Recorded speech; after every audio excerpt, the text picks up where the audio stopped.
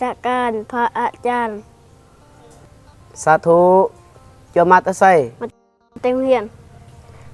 สันเขาเศร้าละบ่ ยัง สันเขาเพลนละบ่ ยัง ครูบามีข้าวเปียกอัตตปือแซ่บหลายอยู่เด้อ Wow.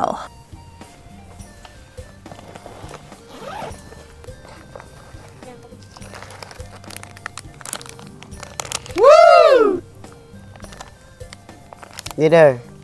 ข้าวเปียกอัตตปือแซ่บหลายสันได้จังหน่อยเด้อ Wow. ข้าวเปียกอัตตปือนี่เขาสั่งซื้อทางได้จังหน่อย ทางเบอร์โทรและเฟซบุ๊กสนอชีซอนตอนนี้จังมุง ตอนนี้แม่น3:41 นาทีเด้อนี่จังหน่อยสันบ่ได้ ใกล้โมงสันบ่ได้เด้อจังหน่อยเด้อครูบาเมียนคืนเด้อเพราะว่า3:00 นกินข้าวแลงบ่ได้สิน10ของสามเณรสินข้อใดเขาห้ามกินข้าวแลง สินขอหก สินข้อ6เขาว่าจะได้ วิกาลโภชนะเวรมณีสิกขาปะทังสมาธิยามิ สินของสามเณรสินข้อ6เว้นจากการกินข้าวน้ำโภชนาอาหารข้าวแลงแกงฮ้อนถือว่าเริ่มตั้งแต่